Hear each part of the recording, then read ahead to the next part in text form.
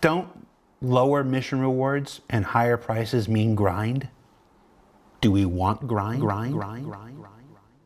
When we were younger, and by we I mean you and you, we would load our PCs into a car and head over to our friend's parents' garage, plug them into this thing, and spend just about every hour of every weekend spitting the most juvenile degenerate trash talk you've ever heard while burning away countless hours playing multiplayer games. But why though? Why was this the way that we decided to spend our endless amounts of youthful free time when we could have totally been out kicking sports balls, investing in our educations for a better future, or rizzing big? Among all the incredible titles from the good old days, the flavor of any given good old day was usually some kind of shooter, like Counter-Strike. But every now and then, someone would get bold and we'd try something new. I don't know, let's go with Diablo 2. While everyone pretty much loved landing Diablo 2, and after plowing through our 8 trillionth demon, a friend who probably just wanted to play more Counter-Strike asked an absolutely insane question. Dude, what's the point of this game? What did he mean? It was simple. The point was to kill demons. But why kill the demons? To get levels and items and power. Okay, but why? So we can kill more demons. This game's a grind, dude. Obviously, the guys who wanted to play Diablo 2 were just shit at competitive FPS, and the FPS players were just too illiterate to enjoy an ARPG. But this all ultimately boiled down to some questions, like, what the f is even a grind? Is grinding a grind if it's fun? Does the reason for a grind matter? Is the act of playing a game essentially a grind? Back in those days, we played games because we had fun playing the games. We were young, unjaded, and everything was awesome. However, with the insane growth and popularization of the gaming industry over the last 2.5 decades, modern game enjoyers have found more reasons to play games, and because it's fun, surprisingly isn't always one of them. For example, if you played good old World of Warcraft back in the day, there would have inevitably have come a point where you've spent so much time in a specific raid, week after week, gearing up your entire guild in preparation for the next raid. No one is having fun anymore, they're just grinding. They're doing something that has become unfun now to have fun later. Many games have grinds, both good or bad, but the most important consideration for most players is probably going to be the reason for the grind. In a given game, you might need to grind levels to gain power, to make an encounter easier, or you might need to grind to gain access to new content, or you might need to grind because you want a specific item drop or resource, meaning your own reasons for a grind could be nonsensical and personal. Like how I'm busy with a second playthrough of Elden Ring, and for some reason I'm grinding the stupid f***ing mad pumpkin head because he can drop a flail that I want. Is the flail good? No, but I want it. He won't drop it though, and I'm not sure what's wrong with me. Whatever the case may be, it's usually the game's mechanics, features, and developers' intentions that dictate the quality of the grind. But the reason for the grind itself determines if players will stick it out, and the reason for the grind could be anything. Now we can circle back to Star Citizen, because this video was largely inspired by the Astropub's tweet. Was talking about this last night on stream. I don't think people realize, even now, that Star Citizen is an MMO. You'll have to play 10,000 or 100,000 hours to get an Idris in-game. Handsome viewer, let's not focus on my amazing Astropub impersonation or the specific and absolutely batshit insane numbers he's used to make his point, because his point still stands. Do we want grind? Yes. We want an MMO. We want gameplay. We want opportunity. We want years of Star Citizen. We don't want 40 to 60 hours.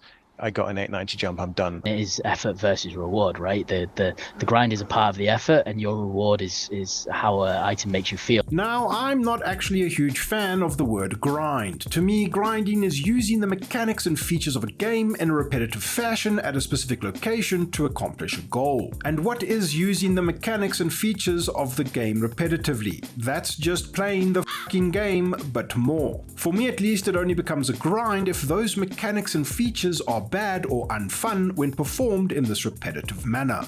That being said, in my opinion, a game becomes a bad grind when you are forced to participate in repetitive and bland content, not necessarily gameplay, in a restrictive time frame that's arbitrarily determined by the developer with little or no freedom to alter your speed or efficiency toward accomplishing whatever awaits you at the end of the so-called grind. What's far more exciting to me, and this is why I believe Star Citizen has great potential as an actual game, is if a title provides opportunities to step outside the predetermined rate of progress, or the grind, whatever that might be, and receive an impactful spike in the reward or progression itself if the game allows you to take risks. This is fun. Let's play out an imaginary example here, so bear with me. In a typical theme park MMO, let's say your goal is to make 1 million gold. It could be to make the game easier to buy better equipment or to prepare for tackling harder content later in the game, or it could be a main story quest requirement for progress. Well, you want to do this optimally because you're an epic gamer, so you would probably need to get to max level first, and the act of getting to max level itself is going to be one of two things. Maybe it's a dull grind because the content sucks, or mechanically speaking the gameplay you endure while on your journey to max level just isn't good or well designed, in which case you're probably playing one of those games that only gets good at max level, which, I mean, why the f are you even playing this game in the first place? Or option 2, it's not a grind because the act of playing the game to get to max level is a series of interesting and fun gameplay loops, quests, mechanics, and features. This series of things to do in the game are repeated on your journey to maximum level, but with a well thought out ebb and flow that contrasts with what would otherwise be constituted as a grind. Or, you know, it's just a good game.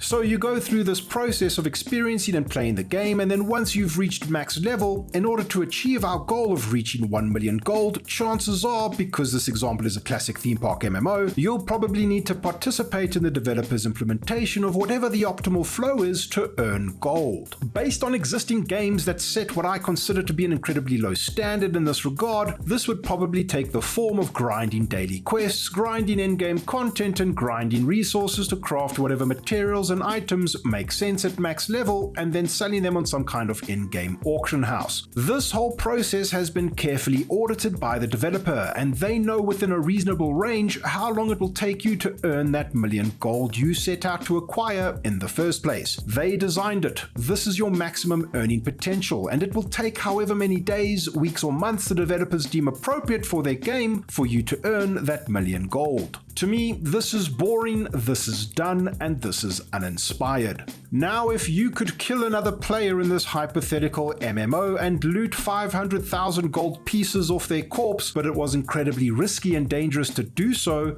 now you have my attention. Or in a less PvP-centric example, if you could take on an actually nearly impossible quest or discover an actually incredibly rare tradable item, you again have my attention. In one single task that wasn't a grind, you could be 50% closer to your 1 million gold goal. This is essentially the difference between a true sandbox and a theme park MMO. It's totally fine to have an effort versus reward ratio dictating every player's standard earning potential, but if players cannot influence this graph by taking risks or getting creative, then it severely diminishes the potential a sandbox can reach. It doesn't matter how good your missions are or how solid the gameplay loops are, because ultimately, if everything you do to progress in the game is a series of bland repetitive tasks set in bland repetitive content, it becomes a bad grind. I am ultimately confident that CIG will get the numbers and balance right when it comes to progressing in Star Citizen, but hopefully progressing in Star Citizen is not just going to be about earning credits to buy bigger and quote-unquote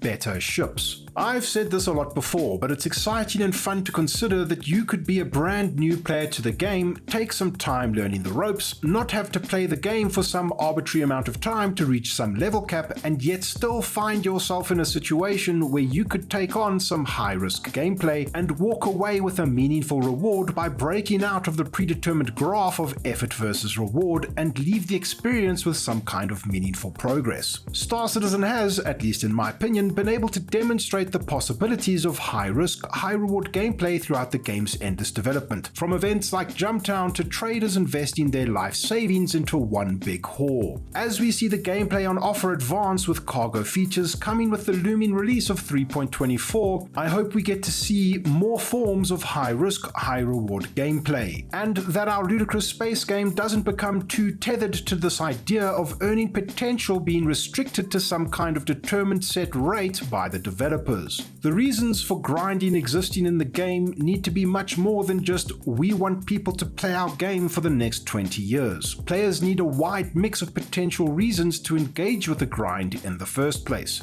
And if we're going to grind for the sole artificial reason of extending the game's life, hopefully the game will be fun enough to justify this intention, with enough content variety to keep it fresh, dynamic, and interesting. At the end of the day, after you've finished whatever game you've chosen to invest hundreds or even thousands of hours into, no matter how grindy it was or wasn't, all that we actually walk away with once everything is said and done are stories. Stories that we can tell ourselves or our friends or our loved ones about, of our experiences in a game that we had fun in. And I look forward to telling you stories about as many of my experiences in our ludicrous space game as possible. Oh, it's there.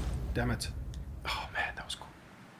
Thank you so much for watching, and thank you channel Patreons and channel members for all your support. Without you, I would not be able to continue producing these videos. Thinking of pledging to this ludicrous space game? Then use one of the referral codes on screen now for a free 5,000 starting credit. If you enjoy my content and want to support the channel beyond a like and a subscribe, check the links in the description, consider the join button below, and follow me on Twitch at twitch.tv/voidude or right here on YouTube for average live streams. Thank you so much for watching. I'll see you around the verse. Cheers.